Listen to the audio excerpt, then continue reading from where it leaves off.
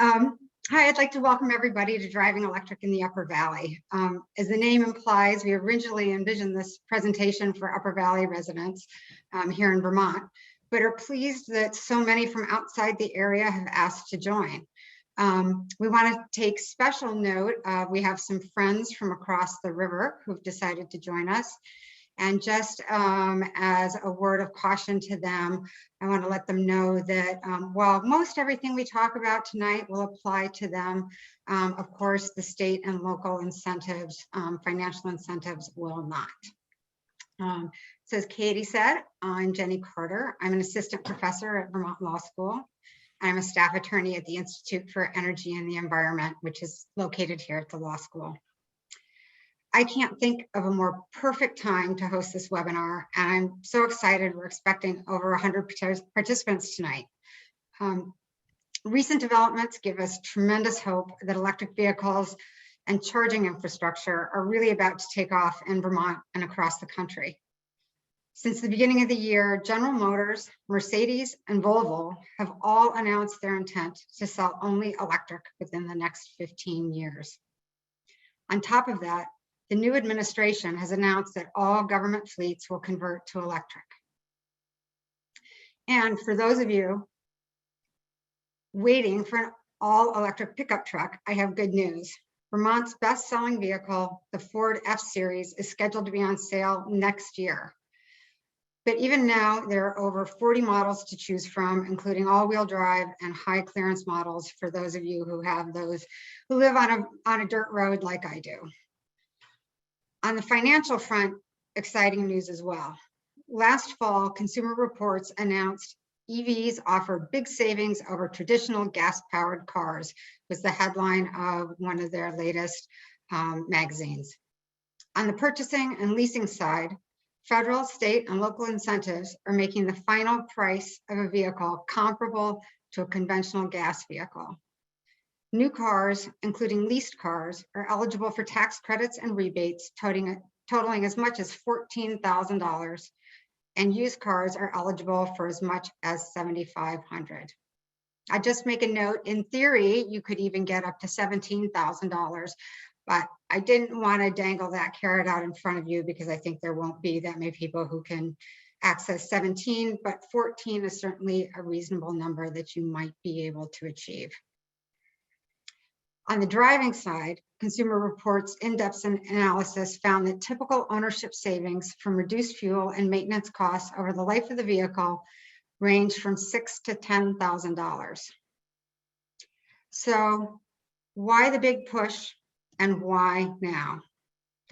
Well, in Vermont, transportation is the single largest contributor to Vermont's greenhouse gas emissions and a major contributor to other pollution problems. While it is true that the best solutions are to drive less, use public transportation, car share, walk, bike, and more, it's also true that in rural Vermont, cars are going to be a necessity for some time to come. When the time comes for you to purchase that next vehicle, we want you to know how to find the right vehicle to meet your needs and how to get it at a price you can afford. So to help do that, I'd like to introduce you to the rest of our panelists. So maybe I can just ask the rest of the panelists to turn their videos on briefly so everybody can meet you. First, I'm going to introduce you to Molly Smith. She is my colleague here at the Vermont Law School, and perhaps more importantly for tonight, she is the chair of the Hartford Energy Commission. I also want to welcome Sierra Hopkins. She is an extraordinary student here at VLS, who I have had the big pleasure of being able to work with over the last 6 months or so. Sierra is not only a Juris Doctorate degree student, she is also part of our Energy Master's program here at VLS. And then at the end of the evening tonight, probably the part you're going to look forward to the most, because it's not part of our prepared presentation, is that you're going to get to meet 2 Hartford residents who are also EV owners. So I'd like, sort of maybe Martha McDaniel and Laura, maybe you can each give a wave. And last but not least, I do want to thank Katie for taking on the big job of making sure this webinar runs smoothly. So thanks, Katie. Next slide, please.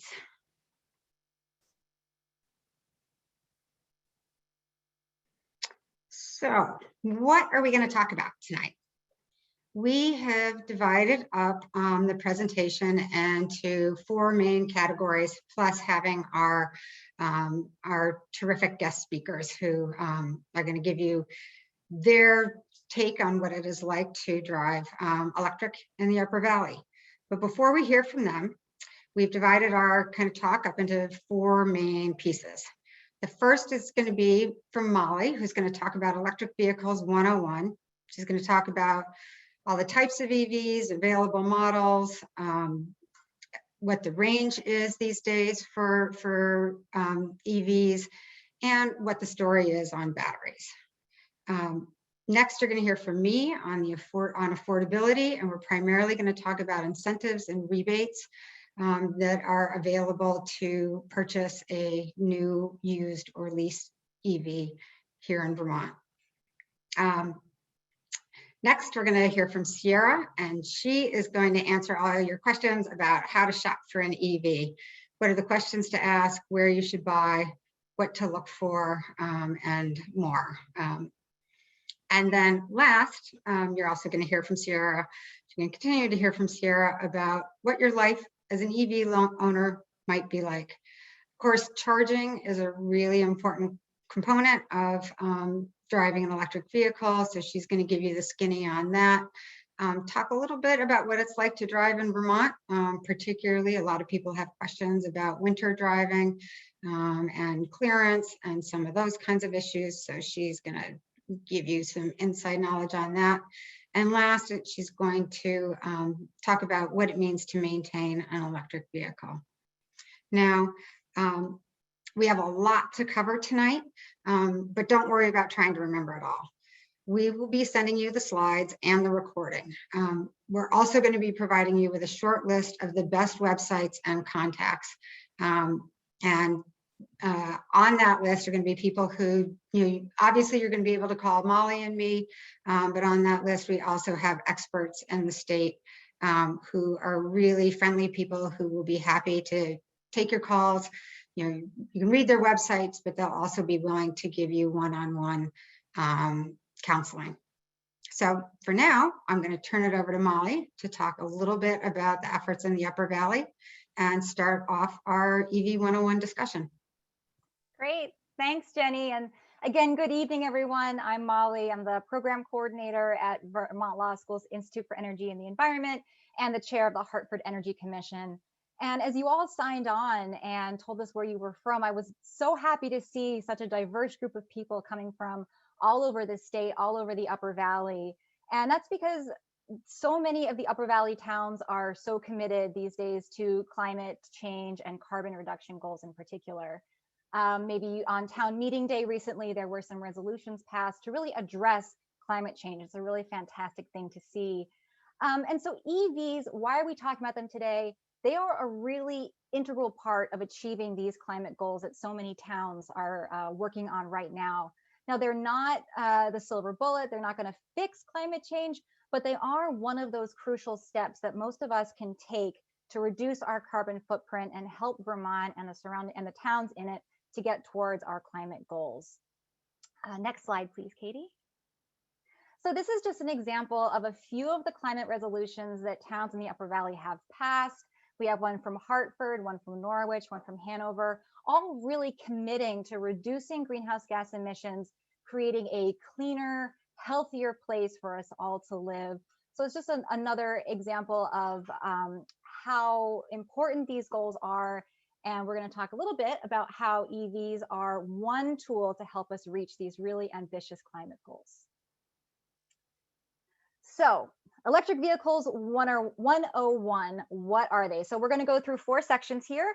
The basics of what they are, some of the makes and models that are available in the Upper Valley and surrounding areas, We're going to talk a little bit about the range of the two major kinds of vehicles we're going to talk about, and we're also going to have a little conversation about batteries. So what makes a vehicle electric? If you see this slide on your screen, on the far left, we have your conventional vehicle. That's what probably the majority of us drive right now. They run entirely on gasoline or diesel.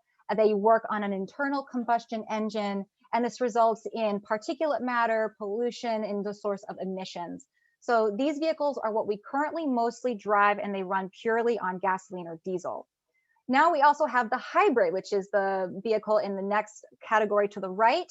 This is a vehicle that runs also on a battery, a small battery. Now this battery is run on regenerative braking. So whenever you depress your brake, it helps charge this battery. There is no external plug.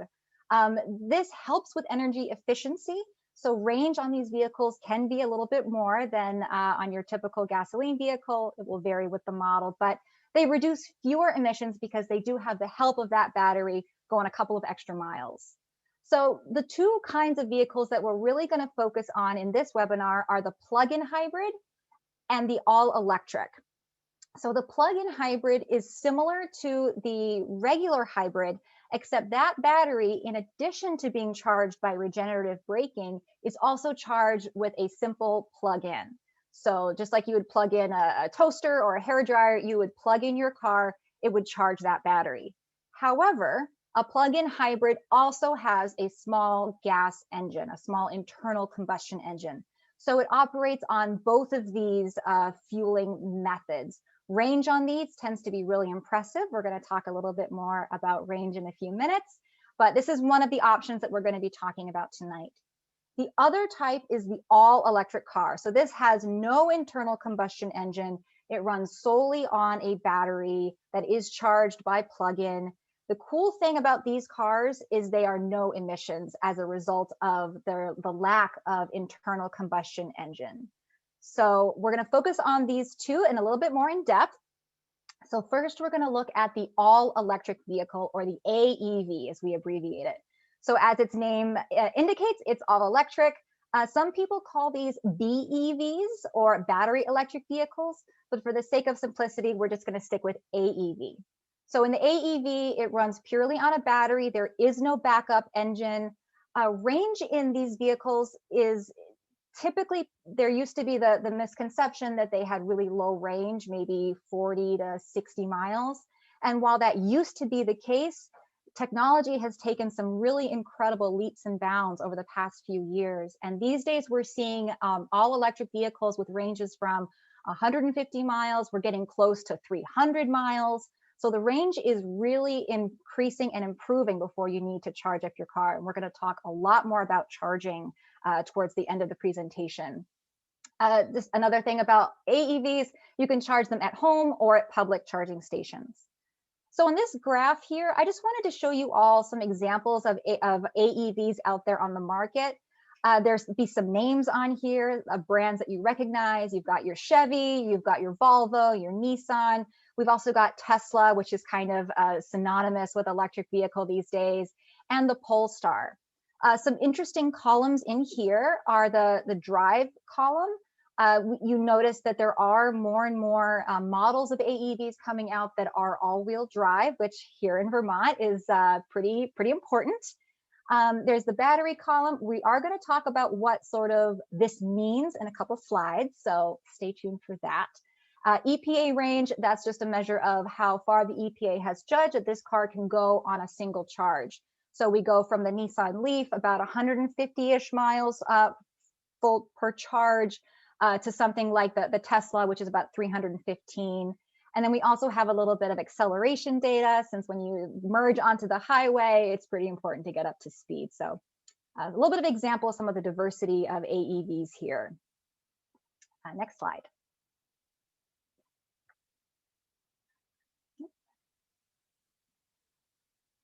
Great, thanks, Katie. So this is just a look more in depth at one example of an all-electric vehicle. This is the Nissan Leaf. This is the vehicle. It's got about 150-mile range, although next year there is going to be the Nissan Leaf Plus coming out, or it might be later this year. It actually has a 60 kilowatt battery, and that extends its range from 150 miles to closer to 200. So keep an eye out for that if you're a Nissan fan. Currently, this vehicle, this is the 2021, it goes for about $31,000, but that's before incentives. And we're going to talk a lot about incentives in a little bit. This model is also available for lease, about $1,500 down payment, $180 monthly to lease this vehicle. We are going to talk about leasing as well later on. But it's important to know that these numbers will change depending on add-ons, taxes, and where you decide to lease this vehicle, if that is your option. And if you decide to buy this one, it's been on the market, the Leaf model has been on the market for so long that there are often used vehicles available. Next slide, please.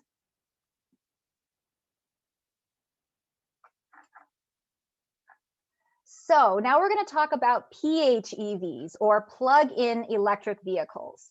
So these have, in addition to a smaller battery than an all-electric vehicle, they have an internal combustion gas tank. So you fill it up with gas, and you can also plug it into an electrical source.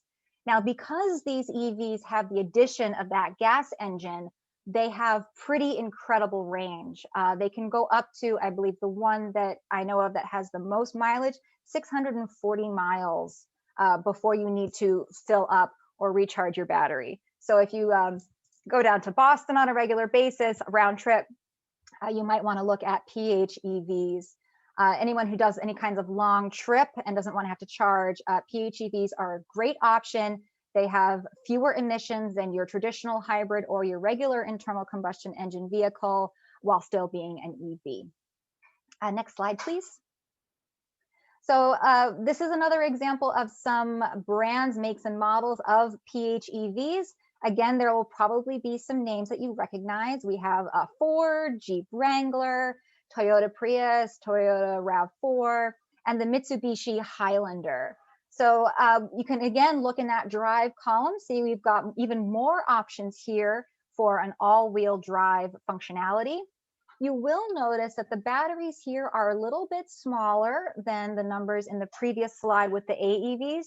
And that's because these vehicles have that internal combustion engine to supplement the electricity. So the battery doesn't need to be quite as big. Now you'll see here, we also have two columns for range. The EPA EV range is how far it will go on the battery alone. And then the EPA total range is combined battery plus gas tank. So you'll see some pretty impressive figures here for exactly how far these vehicles can go before they need to be refueled in both the battery and the gasoline sense. And we also have a couple of numbers here for the acceleration. Next slide, please. Now, I couldn't talk about cars in Vermont without talking about some sort of Subaru. I myself am a Subaru girl. So this is a car that I personally am really excited about. This is the Subaru Crosstrek PHEV. So this vehicle's total range, 480 miles to start. It has an 8.8 kilowatt battery, and most importantly, it is all-wheel drive and has a fairly high clearance. So for those of you who live on dirt roads, back roads, on hills, you need that four-wheel drive. This is a great vehicle to consider. The MSRP for this vehicle starts at about $35,000, but again, tons of incentives available that we're going to get into a little bit later. And this vehicle has a regular outlet that you can plug into any kind of outlet in your home. Next slide, please.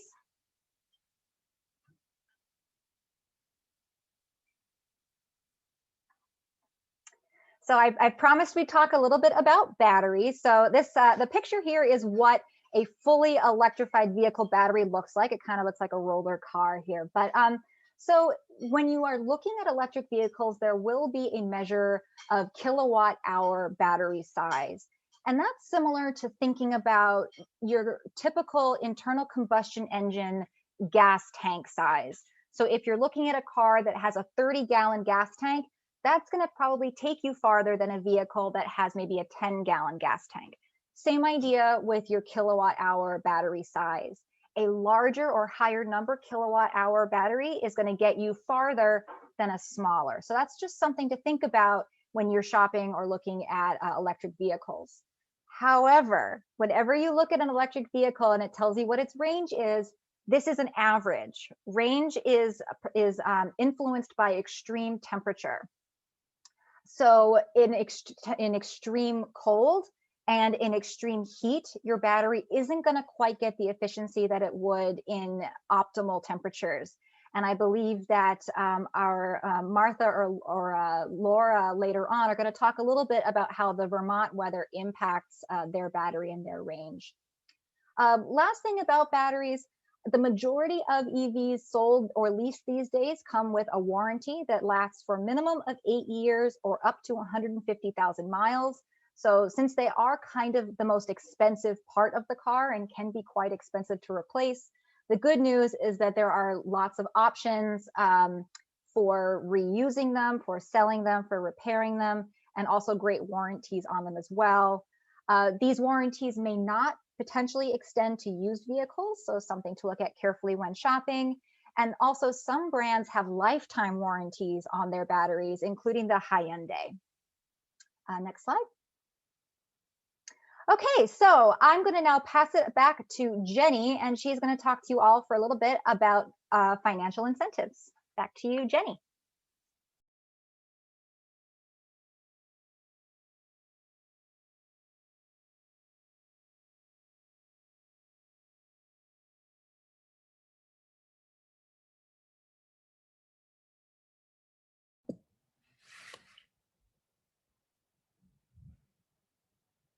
Molly?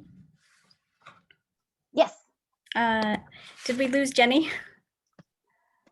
You did momentarily. There she is. Your camera is still off, Jenny. Oh. Oh, There we go. My apologies. Am I there now? Yes, you're good. Take it away. All right. So thanks, Molly. I know learning about financing vehicles isn't anywhere near as exciting as looking at fun pictures of cars, but it is exciting because it can allow you to afford an electric vehicle. So there are a number of different incentives that are available, and we're going to talk about most of them, and we are going to talk about the most important of them. They break down into two kind of neat categories, those for new cars and those for used cars. And there are federal incentives, state incentives, utility incentives, and then there's a few random others that we can talk about as well. But let's get started with new cars. So the most important, or the place where you're going to get your biggest bang for your buck in terms of financial help is with the federal tax credits. With the federal tax credit for new cars, you can get up to $7,500 for your purchase. And it doesn't apply just to purchasing a car. Dealers can also pass on the savings to you if you choose to lease a vehicle. The size of the credit is going to be based on battery size, because AEVs are totally emission free and are the most efficient. They are eligible for the full $7,500 credit. PHEVs, they vary in how much of a credit that you can get, but even some of the PHEVs are available for a full credit. One important thing to note is that Tesla models and all the General Motors models, like the Chevy Bolt, are no longer eligible for the federal incentive. That's because there is a cap on how many vehicles a manufacturer can sell before they are no longer eligible for the credit. There is talk in Congress about extending that, though, and that at some point in the near future, Teslas and General Motors models may be once again available for those credits. I need to point out something really important, though, for people to understand. With the federal tax credit, you have to pay income taxes. You have to be, you have to have what's called tax liability to take advantage of this credit. So that must mean you owe, on your annual income taxes, you need to owe taxes to be able to offset this credit against those. So you may, in fact, be able to get the entire credit, or you may be able to get only some portion of that. So you'll want to take a look at that when you're considering what vehicle you're going to be buying. So next are new cars. For new cars are the Vermont state incentives. So they've got a little bit of a different structure here. For the Vermont state incentives, it applies only for vehicles with base MSRPs of $40,000 or less. So unlike the federal credit that applies to any EV or PHEV, this has a cap on the amount of the cost of the vehicle. And as I said, that applies to the base MSRP. So it takes the most basic model in that manufacturer's model, most basic trim level, and uses that for the base MSRP. So you can get additional upgraded trims so long as the base model comes in at that $40,000 or less. Now, with the state incentive, you can get up to $4,000 for purchases or leases of all electric vehicles, and up to $3,000 for purchases of plug-in hybrid electric vehicles. So also, unlike the federal tax credit, eligibility for the state incentive is income-based, and we will look at a chart in just a moment. So there is a cap on the amount of money your household can take in order to qualify for this credit. Another thing you'll want to know is how do you go about applying for the credit? How do you actually get this credit? So there are two ways that you can get the state incentive. One is by buying your car and applying through a participating dealer. Participating dealers have to be located in Vermont, and they choose to sign up to be part of this program. A couple in the Upper Valley area that have chosen to be part of the program are White River Toyota and Key Chevrolet. If you go through option one and buy through a participating dealer, it'll make your life much easier because they will be able to apply, the dealership will be able to apply the full incentive to your down payment. So you really won't have to do anything in order to get this incentive. The other option is you can apply to the state for a refund. And this is what you'll need to do if you don't go through a participating dealer. So you'll have to fill out, you have to get pre-approved at least 2 days in advance, and you'll need to file the paperwork for that. And while we're not going to be giving any tax advice, there may be a difference in terms of your tax liability if you choose to go with option one and have it passed through, or if you go through option two and get a rebate.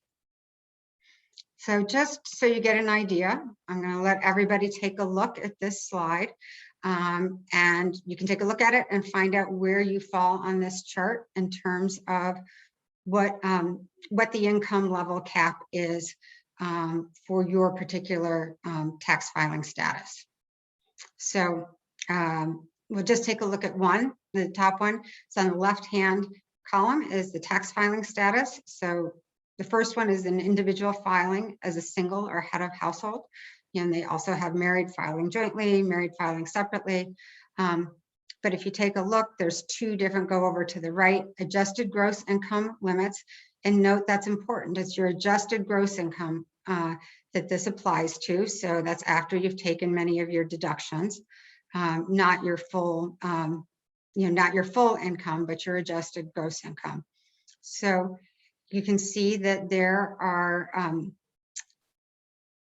two different levels of income that entitle you to two different levels of incentives. And the incentives are further broken down between plug-in hybrids and all electric vehicles. So once you've found your filing status, you can then take a look to see, which category you may fall in, or if you don't fall in it at all, and then which category of vehicle. And And from that, you can determine what your state incentive will be. Next slide. So a third way of getting incentives, and I'll say at this point, you can access each of these incentives. There's no you're allowed to get each one of them. One doesn't preclude the other, so they're cumulative. And so the third way to get major incentives is through your local utility. And because we're focusing on the Upper Valley area, we've chosen to talk about Green Mountain Power. For those of you who are in other parts of the state, you'll want to look at your specific utilities offerings for incentives. And most Vermont utilities do offer some incentives for electric vehicle owners. What does Green Mountain Power offer? Well, quite a bit. First of all, they offer $1,500 rebate for new all-electric vehicles and $1,000 rebate for new PHEVs. As an added bonus, and this is something that I think is fairly unique to Green Mountain Power, they will also give you a free level 2 home charger. That's a 240 volt charger, $600 value. Sierra is going to be talking some more about sort of what the different levels of chargers are, but it comes in addition to the standard level 1 charger you get, and it will help you charge your vehicle quicker at home. I'll note though that customers are responsible for the cost of installation. And then the last main financial incentive that they offer, and this is you have to be qualified, lower moderate income qualification, is you can get an extra $1,000 off. So for that, a 1-person household making $50,000 or less, or a 2-person household making $96,000 or less can access that extra $1,000 rebate. And as a sort of smaller incentive, but it's getting to be more popular, is that you can sign up for discounted off-peak charging rates.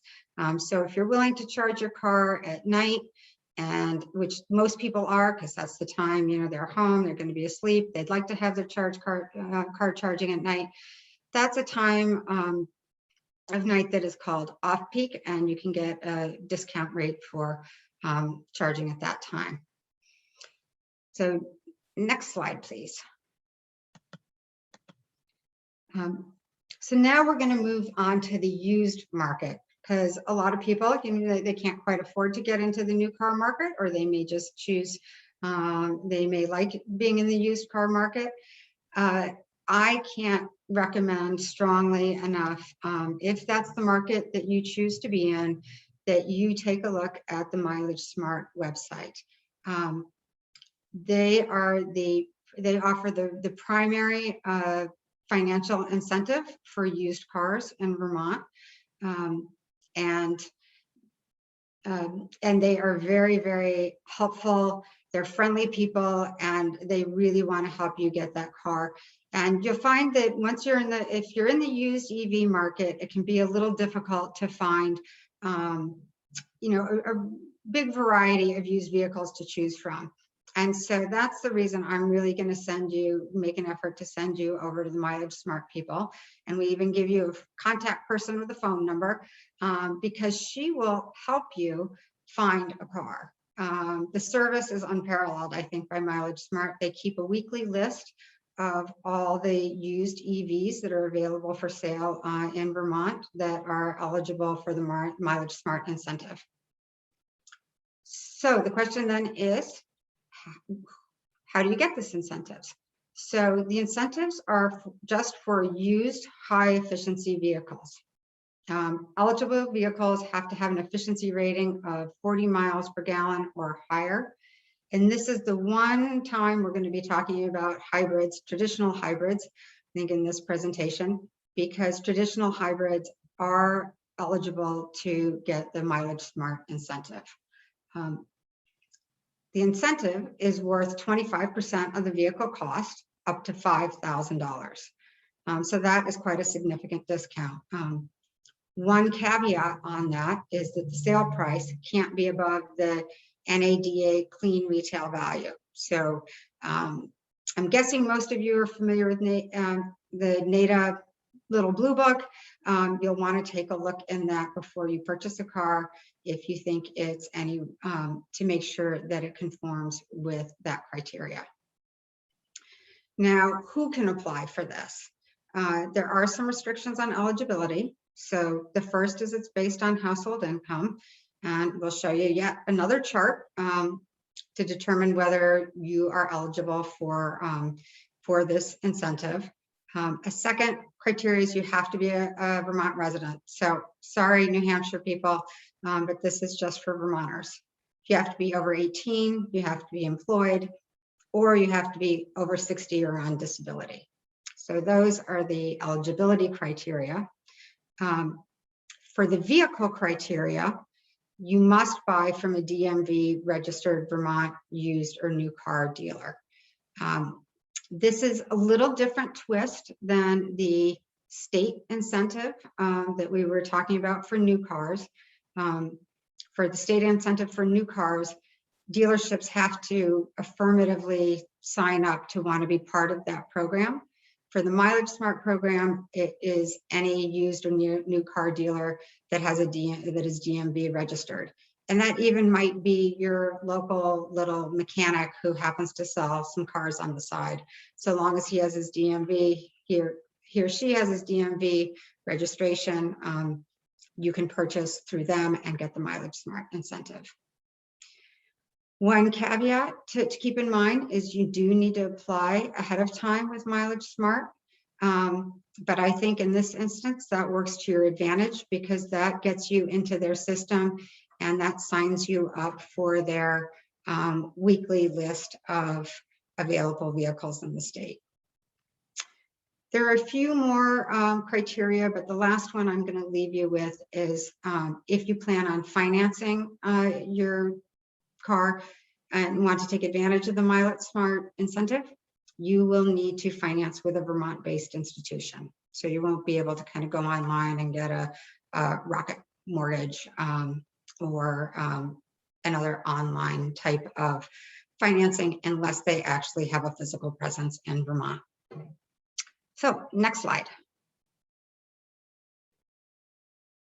And so I'm going to let you take a look again. Here's the criteria to be able to qualify for Mileage Smart. Once again, it is based on, here we're based on household size, and it's also based on your adjusted gross income, not your gross income. So on the, if you're in the Upper Valley, you're going to look on the next column that is all other Vermont counties that are other than sort of the northern Vermont counties. And you can look and see what the income cap is for you to be able to take advantage of the Mileage Smart program. Next slide, please. So here we're back to the local utility incentives, and here's what Green Mountain Power offers for used EVs. You can get a $750 rebate for used electric vehicles. And that applies to both the all-electric vehicles and the PHEVs. You can get an extra $1,000 rebate if you are income qualified. And just like the new vehicle purchases, you can get a free level 2 home charger. Same caveat, the customer is responsible for the installation charges of that level 2 home charger. And you can sign up for the discounted off-peak charging rates that Green Mountain Power offers. Next, please. So here's my last slide to wrap up our section on incentives. I thought I'd give you an example of how some of these incentives work and how they can bring down the cost of a car. So here's a used 2018 Nissan Leaf.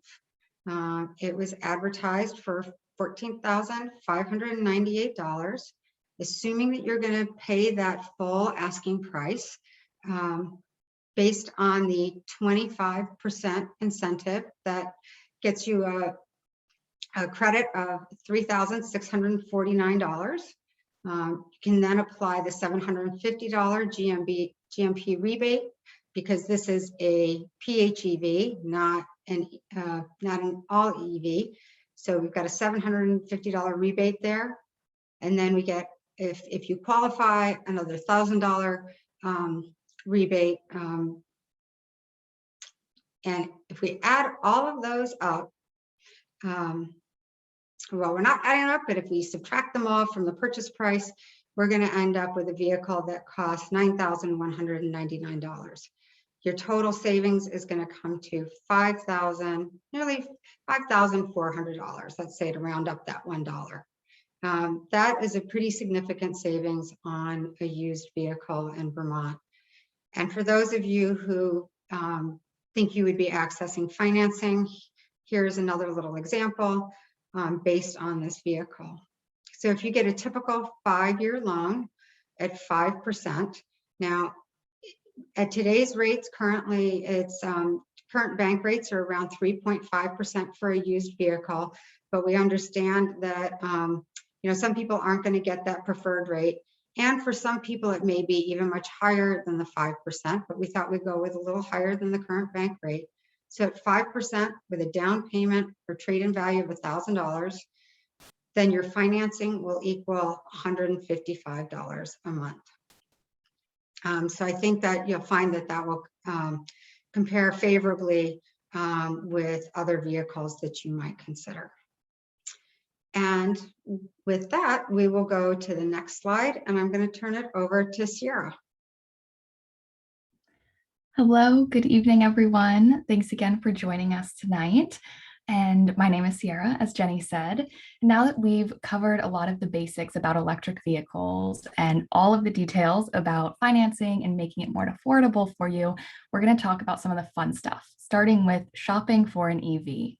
In this section, we're going to discuss the kinds of questions that you should ask yourself before purchasing, whether or not buying or leasing is a better fit for you, where you can look for EVs, and some tools to help you get started with finding the perfect EV for you. Next slide, please. Okay, so just like when you start shopping for a conventional gas car, there's always going to be questions that you should ask yourself, and shopping for an EV really is no different. The questions just might be a little bit different. So here's a quick list of some of the things to think about when you're shopping around. So really the first question that you have to start with is where and how you will charge your vehicle. Now, most EV drivers have all of their charging needs met with at-home charging. So you should consider whether or not you have a place to charge your vehicle wherever you call home. If where you have to park your car is really far away or inaccessible to an outlet, you may have to rely on public charging. And while it's not impossible, it does complicate things a little bit more, especially if you're looking at all electric vehicles. So if you don't have a place to charge at home, you might want to consider the plug-in hybrid electric vehicles, which can more easily use the public charging as its primary source. The second question that you're going to want to ask is, what is the car's operating range? What range will be sufficient for you and your needs? Just like when you're shopping for a gas car and you're thinking, okay, how many miles per gallon is this vehicle? How many times a week am I going to have to stop at a gas station and fill up my tank? You've got to think about the range with an electric vehicle. So realistically, consider how many miles a day do you drive? Do you take long trips frequently? These are the kinds of questions that will help you determine what is an appropriate battery size for you and ultimately what vehicle is going to meet your driving needs.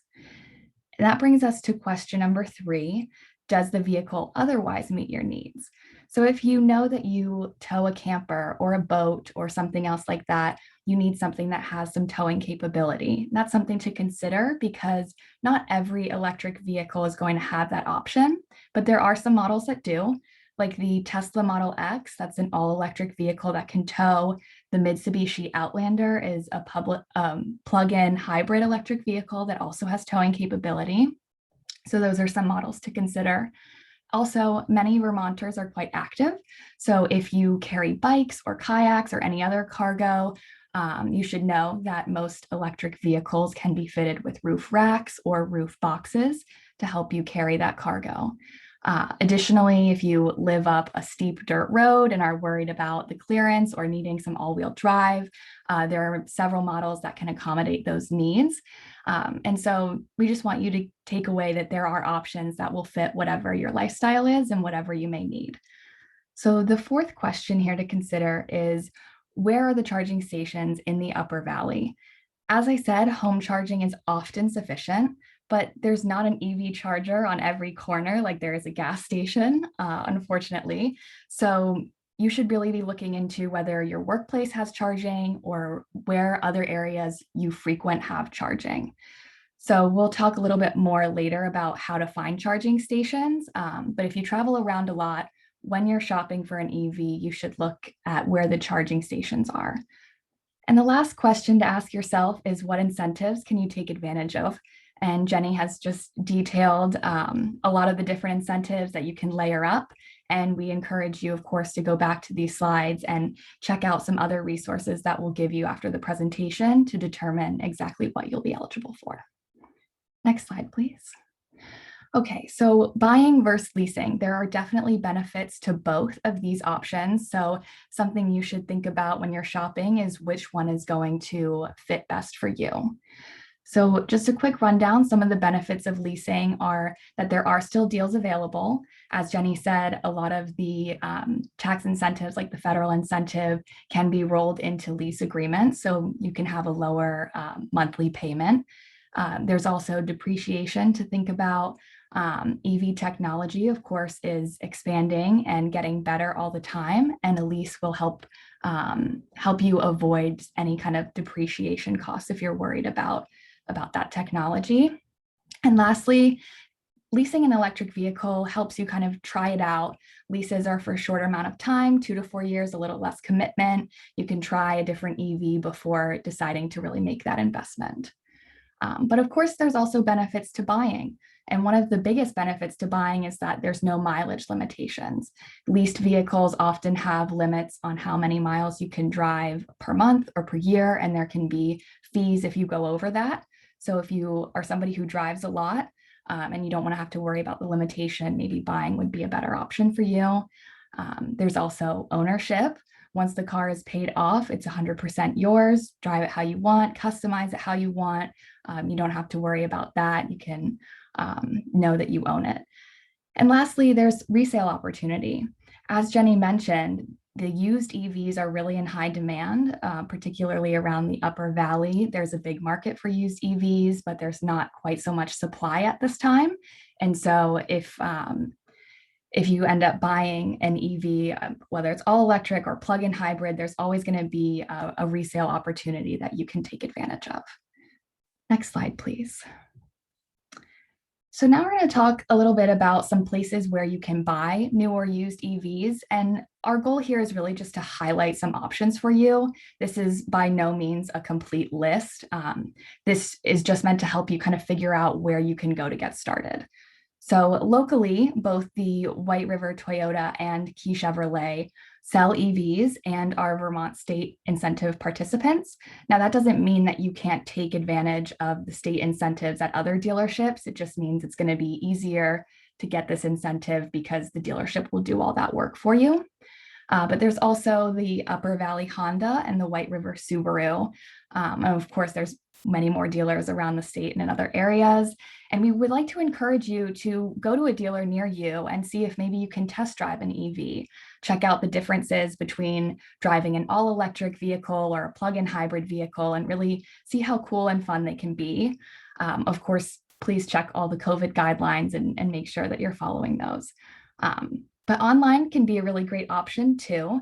So here's a couple of places that you could shop around at and see, what makes and models are available. This is, of course, a short list, but, CarMax and Edmunds are really trusted sites that sell EVs. But just remember that some of the Vermont state incentives only apply if the vehicle is purchased from a Vermont certified retailer. So double check with the online sources if you would like to take advantage of that. Next slide. Okay, so I'm sure that at least some of you have heard about Drive Electric Vermont, and we just wanted to highlight how great of a resource this is for you when you're looking at researching EVs or when you're shopping around for EVs. One of the great features to explore with this function, explore on this website, is the electric car function, which helps you kind of search and compare different makes and models. You can search for all electric vehicles or plug-in hybrid electric vehicles, and you can search by range and by price and see what size vehicles are available and what incentives are eligible for too. If you could go to the next slide, please. So this is just going to be a bit of a demonstration to show you the diversity. Here we can click through. If you search, all electric, 200+ mile range with an MSRP of under $40,000, here are some models that might pop up. Yeah, so you can see there's, different models by, hatchback, crossover, sedan. They're eligible for the state incentive. It'll show you the range. There's really, this is a great tool for you to use when you're shopping around. This can be really helpful to get you started or just, to help you learn more about electric vehicles. And Drive Electric Vermont is constantly updating the site with the latest information and data about the vehicles available and the incentives available, charging, really just everything EV related. So if you're curious and want to know more, we would encourage you to check it out, and we'll give you some more resources later too. Next slide, please. So moving on to part 4. Now you've done a little bit of research, maybe you've picked a make and model that you really like, and you've determined all the incentives that you can take advantage of to make it more affordable. The next thing you want to think about is, what is life as an EV owner? So here we're going to talk about, how do you charge it? How much does it cost to charge it? And how do you maintain it? So unlike gas cars, you can refill your EV right at home just by plugging it in. Every electric vehicle, whether it's all electric or plug-in hybrid, comes with a connector kit that you can just plug into your standard home outlet. This is simple, easy. You don't have to purchase any additional equipment. And most EV drivers, as I said, have all their charging needs met at home. But there are several different charging options for at home and for public charging. And if you're new to the EV world, it can be a little bit complicated. So I'm going to go over some of the different types of charging and hopefully break it down a little bit easier for you. So here, if you look at the first row of the chart, this is the level 1 charger, and that's the connector kit that I mentioned that will come with your EV. So this is compatible with your 110, 120 volt outlet, which are the standard outlets in most homes. So this is really just a fancy extension cord. It allows one end to be plugged into your vehicle and the other end to be plugged into the outlet in your home. This charging option can take between 8 and 10 hours to get about 40 miles of range. And that would be about 40 hours to get 200 miles of range. So because it kind of does take a little while to get a full charge, particularly for an all-electric vehicle, most all-electric vehicle drivers do prefer the level 2 charging, which I'll talk about next. But this can work perfectly well as top-up charging at home through the night, or if you have charging capability at work and you can charge throughout the day. And this can work particularly well for people who don't have that far of a commute or who don't have to drive too many miles in a day.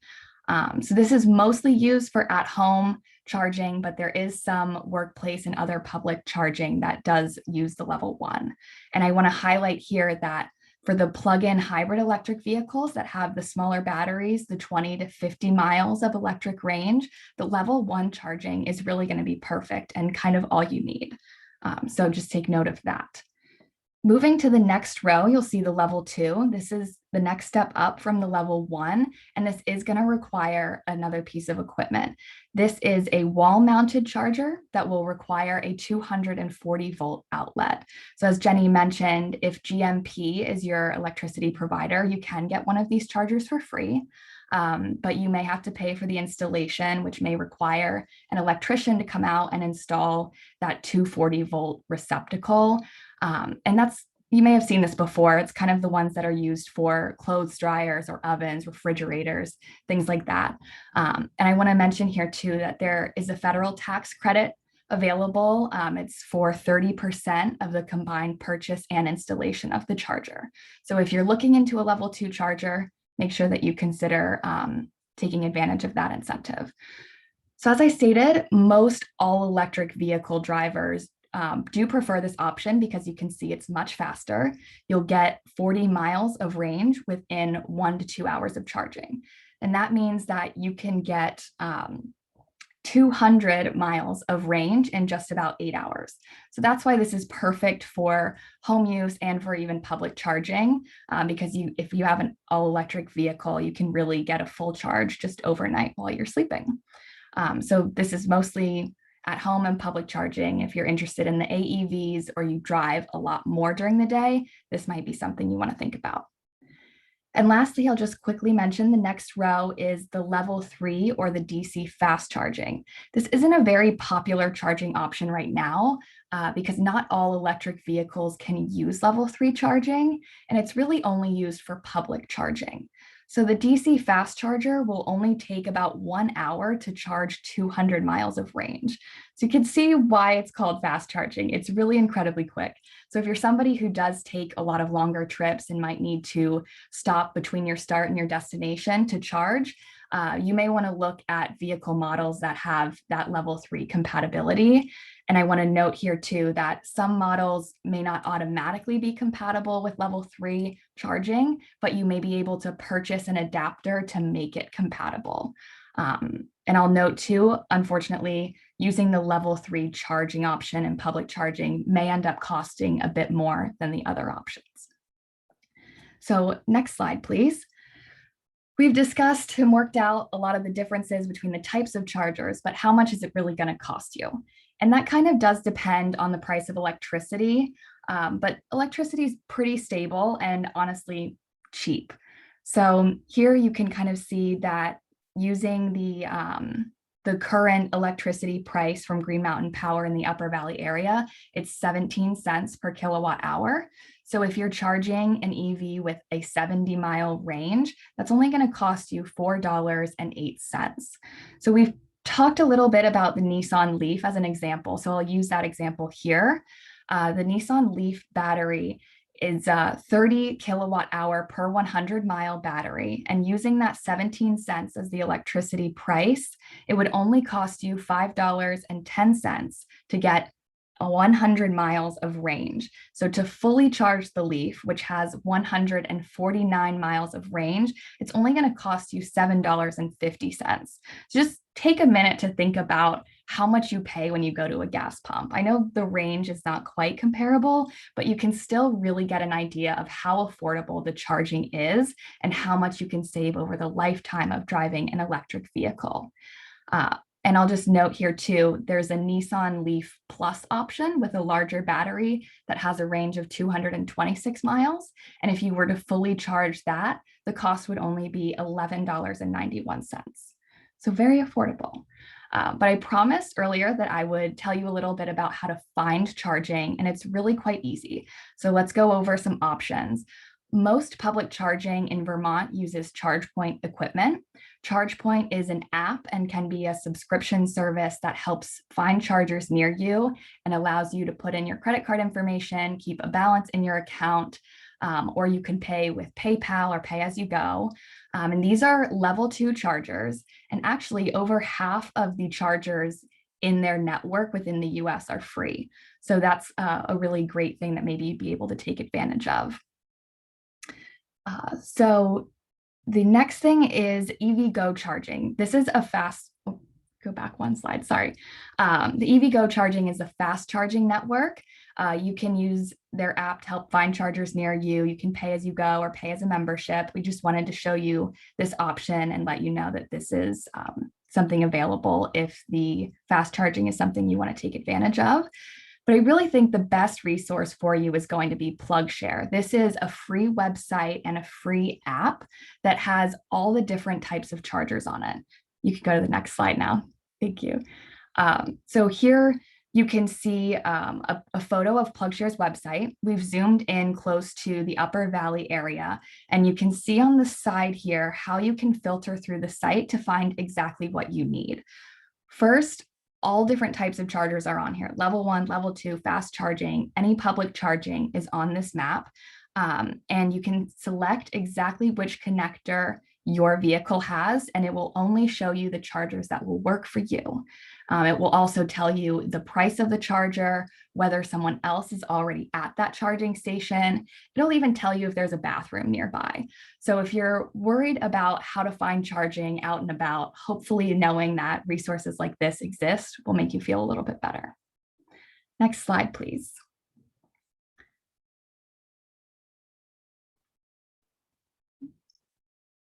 There we go.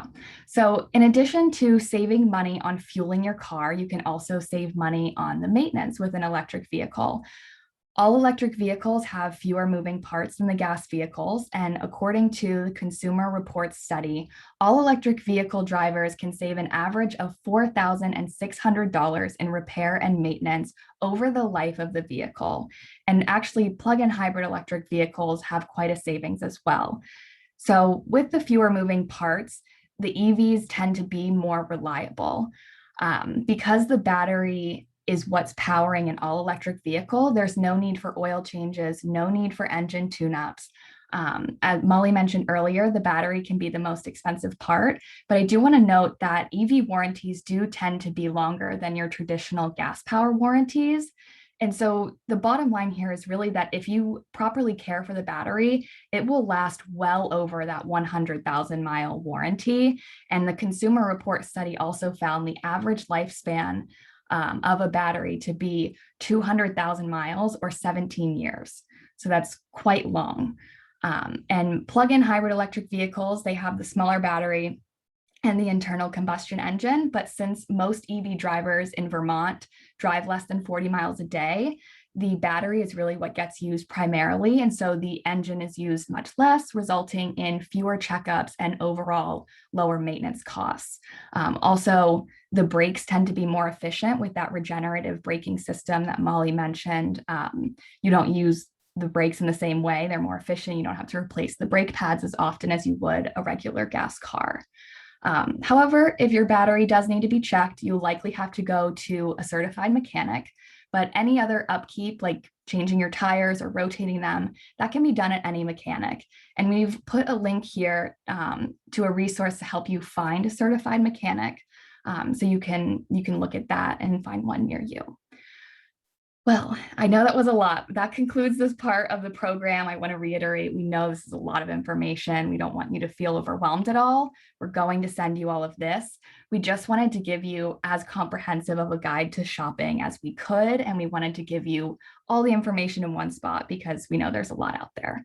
So with that, I'll turn it over to Jenny to introduce our first testimonial.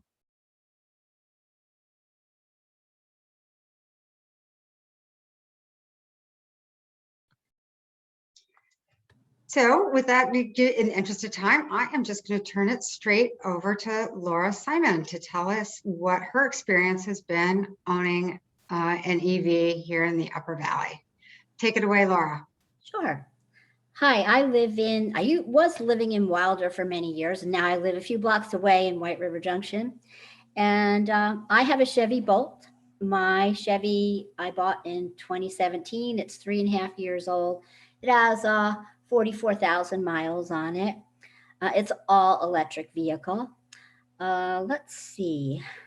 What are the advantages? I like what people just said towards the end is having no gas engine parts. I don't need all those repairs. The only things that need some work are the tires need to be changed. The brakes may eventually need to have some work, but there are different ways to brake the car that will save a lot of wear and tear on the brakes. I did have some incentives, but I have a pretty bad memory. I think that you'll learn a lot from Martha, the next presenter on incentives. But one thing I do remember is the Green Mountain Power provided a free charger. I used it in one house I lived in, and now I've moved it to the next house. And I also have the off-peak incentive. So it just depends. I think the only people that, when I first bought it, I was worried about range, but I've learned, and I think it helped for me. If you're concerned that you don't know enough about cars or mechanics or how to juggle all this, I had no idea, and I've figured it out. I have no particular expertise. I will say I have a boyfriend who has some knowledge, and he bought the same car before me. I travel to New Jersey once a month, and I travel to Massachusetts like twice a month.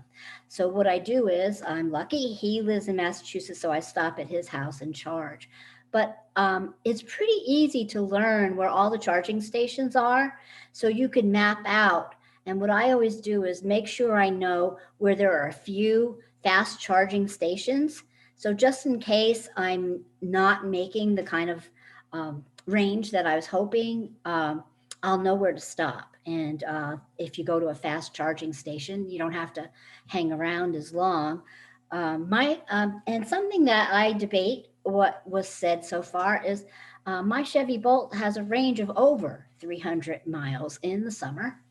And one of the things about owning this car that changed my lifestyle is that I've learned that if you keep your mileage, your speed to 55, you get a much bigger range. So you learn that how you drive affects the resources that you're using from our earth.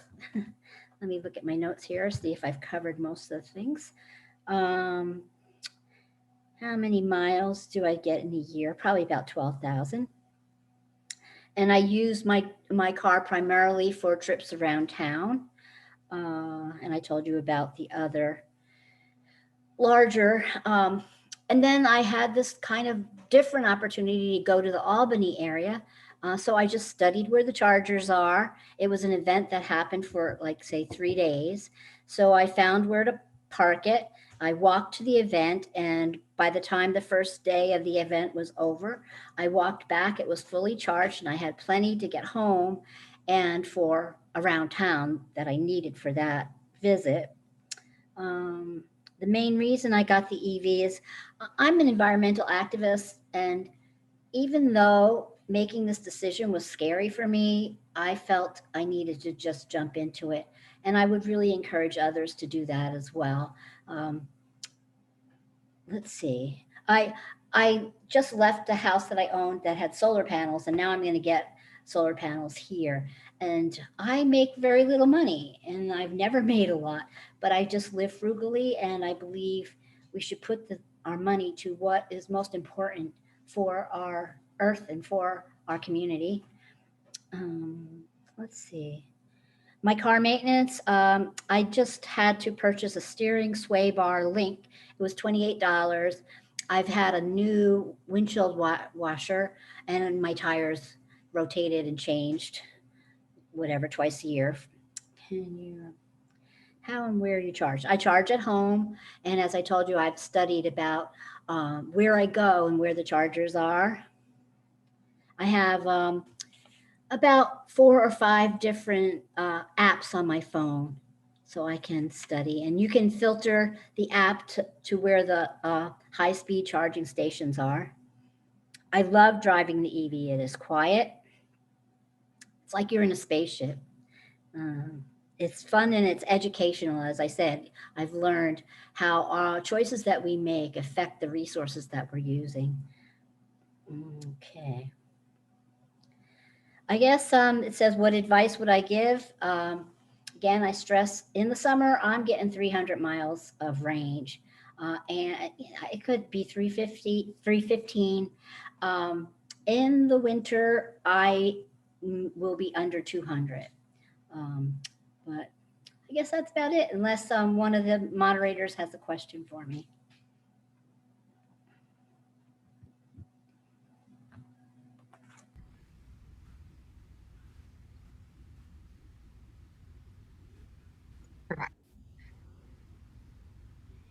I think we'll hear from Martha next, and then see what she supplements from what you've had to say. and we'll go from there.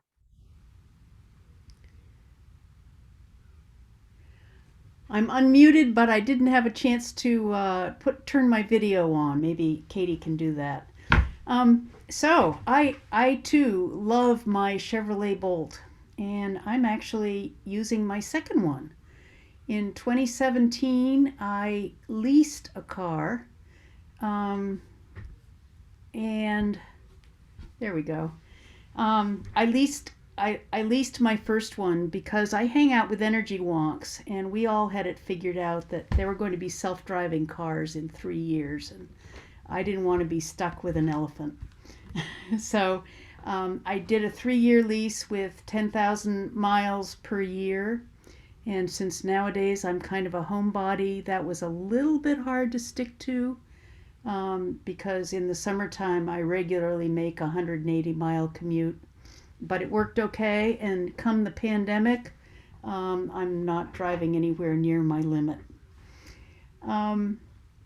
So when my lease was up, I had great brand loyalty because of the range, because of the visibility in the car. It's easy to see front, side, back. They have a really wonderful camera system and a largish driver information screen that converts to a very nice camera when you're backing up. And so backing up is much easier to do, although it's not a self-parking car.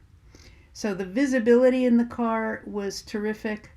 The range is terrific, and I agree with Laura. My longest trip has, without charging, has been 250 miles, and I got there with 15 miles of range left.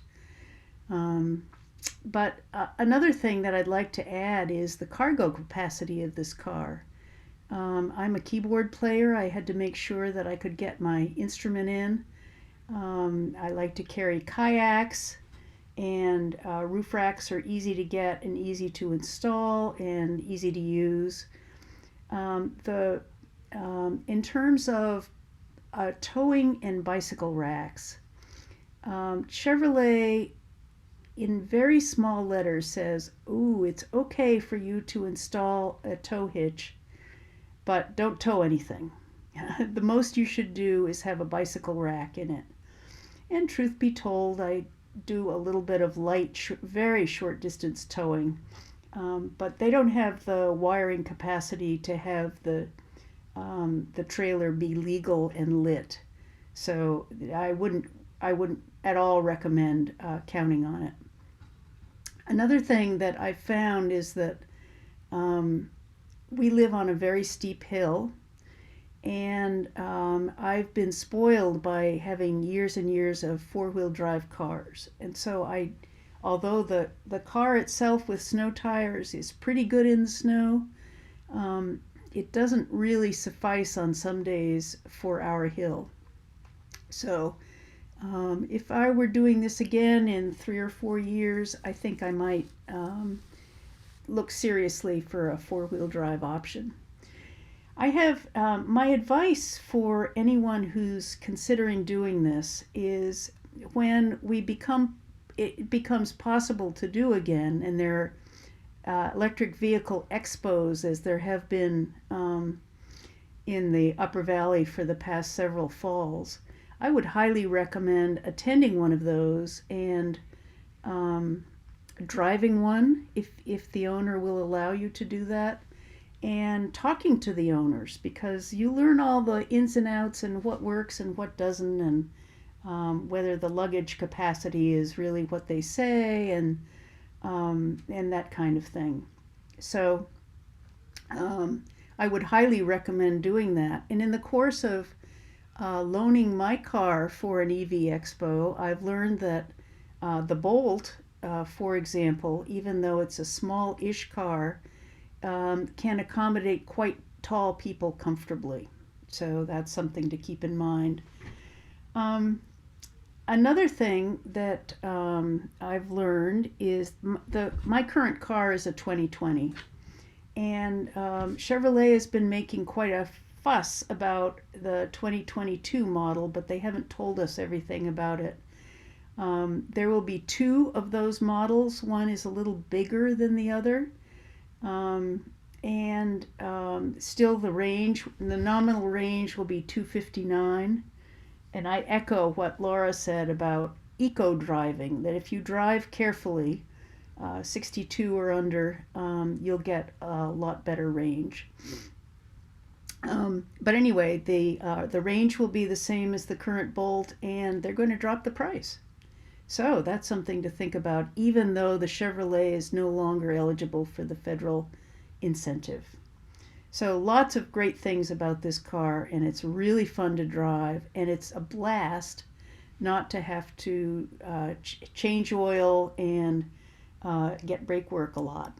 Something you'll notice with many electric cars, all electric cars, is that you can do one pedal driving, which is to say that the speed that you go depends on how far down your foot is pressing the accelerator. And if you let up, I actually very seldom use my brakes because when you let up on the accelerator, if you're on the flat, for sure you can come to a complete stop. And so that really diminishes the wear and tear on the brakes. So high recommendation, and have fun trying out different EVs. Well, thank you so much, Martha and Laura. We have come to sort of the end of the time, and I know we had promised people a Q&A time. Fortunately, Molly has been doing an excellent job keeping up with the questions that are being asked in the question section. So hopefully she's gotten to most of your questions. I would like to, Laura has said that she would like to answer one of the questions live, which is, have any of your bulbs in the car died more frequently than reasonable as the result of charging?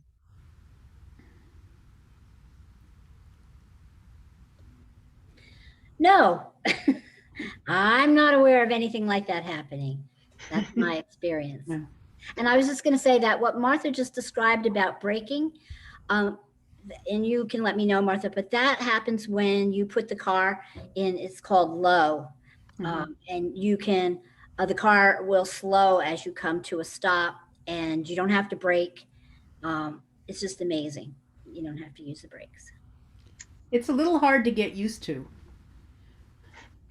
There is one thing I would like to make sure that everyone has a chance to take a look at before we wrap up today, which this is the important resources, because I think all of you, if you are interested in purchasing an electric vehicle, you are going to want to be in contact with these folks. Of course, as I said, Molly and I are more than happy to answer any questions you might have.